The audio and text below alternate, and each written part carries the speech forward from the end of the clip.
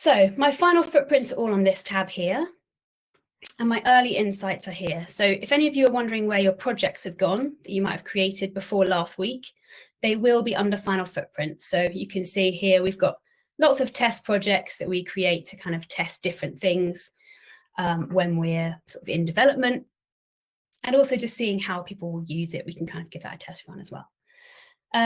So back to early insights. You'll see we've got this add button, and if I add it, or press it, sorry, we've got select a type of project. Now there's quite a lot of text here, and that's really because this is a new feature. We want to make sure people understand the difference between the two. So if they haven't been on this webinar, for example, they know which is which they should pick. Over time, we might simplify this and just sort of put a bit less text here, but for now it's so that you guys know which one to select. So we're going to select early insight. I'm just going to get something else ready on my other screen. There we go. Okay, so to set one up is really simple. You just require a name. So we'll call it webinar. And then we need to tell the early insight where we're going to be based. So we'll go for the United Kingdom. Yes, I think this one will have a shoot. And we'll say it's going to be 3 shoot days. This question here is something we also ask on final footprints, and it's really a data gathering for us. It doesn't make any difference to how the early insight is laid out or the calculations. It's just so that we can track, and you can track, how many of these projects do incorporate existing material or not. So if they're adaptations or using existing footage. So I'll go ahead and continue. And that's our early insight created. Really simple, really quick. So I'm now going to run through each section of this. An important thing at the moment is every time you make a change, hit this estimate button. That will kind of recalculate the total and start to give you a pie chart once you've got enough data in there as well. So I'll talk a little bit about how these sections work behind the scenes as we go through, but on each one, there is a tooltip. We don't make these tooltips for fun. Well, we do, but they have great information for you guys. So if you're unsure about anything and you see this little eye, do click on it because it does give you interesting and useful information. But you'll see on the bottom of all of them that we have this text here. For more information on the benchmarks and assumptions used, you can click and you'll see a web page. That web page, that link, sorry, will bring you to this web page.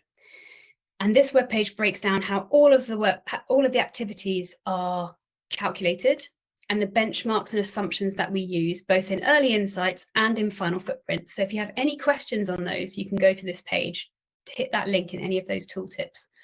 I won't go into detail on them. I'll run through a few kind of highlight things or headline things as we go through, but just so you know that's there and where it goes.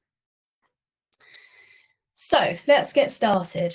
So I'm going to just roughly estimate a job as I go through. This isn't necessarily a real job. It's just an example to show you how this works. So I'm going to add 20 days in pre-production. So perhaps I'm a production company and I've got some PM time, some producer time, maybe a PA. Maybe I've got some pre-production time for an art department. So anyone who's sort of working in pre-production on the job, add all those together. And the same for post-production. So again, maybe I've got some producer time, a couple of wrap days for a PM, and obviously some post as well. So I'm going to put 10 in here. I'm going to hit estimate. Now, I can either hit estimate right at the end, or I can do it as I go along. It's really up to you. But that button has to be pressed for these things to essentially be added to your final footprint. Now, before I move on, so workspaces, this will, behind the scenes, assume that half of these days are at home and half of them are in the office. And for post-production, a third of them are at home, a third in a suite, and a third in the office. So we've made lots of assumptions behind the scenes to make this really quick for you guys to do.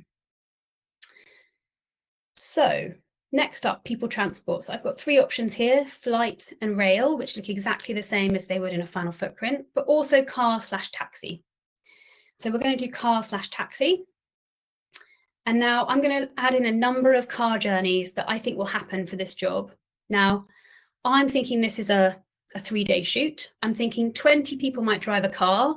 Some other people will be in trucks. They're going to go back and forth. So I'm going to put 120 car journeys. So that's 20 people doing 2 journeys each for 3 days, so 120. And I'm going to assume they're all coming locally. Perhaps this is a shoot in London. However, you have got an option for further away. So if you know a few of your crew might be coming from further afield, maybe bringing some special equipment, or if your project was shooting sort of more rurally, for example, and you wanted to assume a few more people were going to be coming from further away and less local crew, you can do that too. So we'll add that one on, estimate. And you can see we're going to start building a picture of this shoot when it loads. There we go. So next up, I'm going to add my equipment, transport and couriers. Now here, we've got a little drop down. So I can decide if it's small, medium, large or extra large. Now, having done the research for this, I would say there's probably more vans and trucks than you think when you think about any drop-offs you might have as well.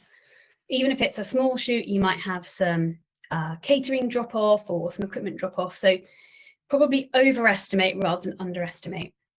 So I'm going to select a medium size sort of truck and van unit, in addition to my 20 crew coming in cars or my 20 people, because they could be cast or they might be agency or client. And I'm going to say they're coming from all local, but I have got the option to say they're half and half, or that they're mostly further or all further. So there's different options for you there. So add that one on. That's added a really, we can see that this is the main chunk now of my project so far. We're not going to have any accommodation in my imaginary fantasy shoot. Non-shooting spaces, I'm going to assume we're going to do 4 days worth of casting and fitting, pre-production activities that are happening to do with the shoot, so associated with the shoot. So I'm going to add those on as well. Very tiny, but still there. Shooting spaces. So here I get 3 options: traditional studio, virtual studio, and generators. So you'll notice we don't have locations, and that's because it's very difficult, as in mains powered locations. It's very difficult to come up with benchmarks for locations. So if you are doing a location, we advise you to either use a traditional studio and the size that you require, or to use a generator if you think you'll have a generator. Now you'll notice as well, Shooting Spaces has a couple of extra tooltips. And these ones will give you a bit of extra information. So I'm going to say we're doing a 3-day shoot. We're going to be, and you see this goes grey because I need to also select the size. We're going to be in a medium size studio, but if I wasn't sure, I can select this little tooltip and it tells me lots of extra information about the sort of examples of the studios that are this size. So do have a little click on that. The same thing happens for virtual studios. And when it comes to generators, you get some fun pictures. So these are all there to help you. All of these are just drop downs. And same with generators. So some examples there for you. So I'm going to add these 3 days in the studio. If you already know where you're going to shoot and that it's going to be on a renewable tariff, maybe you always shoot in the same place, you know it's on renewables, you can select that option. But most people won't know at this early stage if they're kind of comparing ideas or perhaps bidding. Now, catering. Yes, I'm going to cater. In this particular case, because it's one I made earlier that I need to demonstrate later, I will be serving meat, but I wouldn't normally. And I'm going to say that I'm going to have, so I've got 20 people driving and I've got these 18 trucks. So I'm going to say 38 people per shoot day.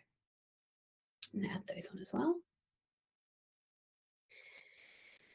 And this is going to multiply those amount of people by the shoot days that I've specified. So again, this is quite a big chunk now that we've added it. So we can see this here, this catering chunk. Next up, wardrobe. So I'm going to say I've got 3 cast and they're wearing the same outfit for 3 days, pour them. And I'm going to say 3 outfits. Add those on as well. And that is an average of all the different factors we have in the final footprint. So in final footprints, you can choose between winter outfit, a summer outfit, and a sort of autumn spring outfit, and whether it's a child or adult. So here we take an average of all of those, so you don't need to worry about sort of making those specific sort of indications. Now, when it comes to art department, first of all, meters and feet for our friends in other countries that use different metrics or different units. We've worked with a production designer to look at how many or how much, sorry, of each material that might go into a set build would be used for the set builds of these sizes. Now you might think, oh, I do a set build way larger than extra large. That's fine. Just think about how big it's going to be. And you can tell us you're using 4 extra larges or 6 or 10. So let us know. You can just change that number. I'm going to go with 1 medium set. Estimate. Taking its time because it knows that I've got people on a call waiting to see this. It's not normally this slow, I would say. It's just keeping me in suspense. What's it going to be?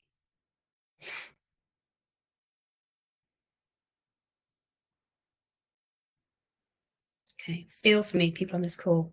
Come on. There we go. Oh, did it happen? Estimate. Good time for a sip of water. There we go. Okay. Now the final piece is data storage. So those who use the old tool might remember that we didn't include cloud storage. We now do. So in a final footprint, you can add drives, you can add LTO tapes, and you can add cloud storage, all as separate pieces. And what we've done here in data storage is we have asked users to put in how many hard drives they're going to use and what size they are. And then what we will do is take that size and the number of drives, and we will estimate an amount of cloud storage for you as well. And what we will assume is that from your amount of, well, your size of drives, that amount times 1 if you've got 2 drives, because we'll assume one's a master, one's a backup. If you're using more than 2 drives, we'll do a calculation to work out how much we think is going to be stored as opposed to kind of as a backup. And we'll assume there's going to be 3 copies of that. So perhaps one lives with the production company on their cloud storage, one with the agency on their cloud storage, and another perhaps in one of the post companies. So we've chosen 3 times. And we've also said that we've used the concept of saving your financial information. So in the UK, that's generally meant to be 7 years, best practice. So we've assumed that this data will be stored for 7 years. Now, we know some people will clean up their cloud storage more often than that, and we know some people will never look at it. So this gives us something to pin this assumption to, even if it isn't what exactly everyone does. So I'm going to say we're going to use 2 drives. They're going to be 8 terabytes. If I reuse old drives, that's fine. I can say here, it just takes away the drive amount of carbon, which actually is relatively small compared to the cloud storage. So I'm now going to add that on super quick that time. And you can see that the data storage is actually a really big piece of this pie, which is probably going to be something you can't do very much about. So we're going to start thinking about what can we do with these other pieces. That's where we can kind of use this pie chart to help us. And one other thing I just want to draw your attention to, so you've got this download to PDF option. That will give you a report that looks like this. This is obviously not this project, it's a different amount of carbon, but it will give you a basic report.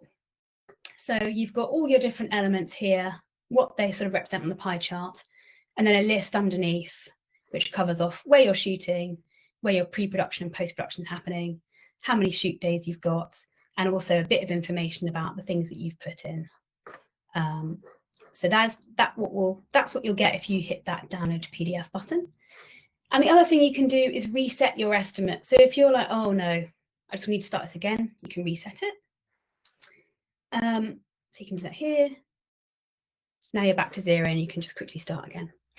You can also remove items just by deleting out any numbers you've put in. So you've got that option as well. So you can edit them, you can change them, just hit estimate each time.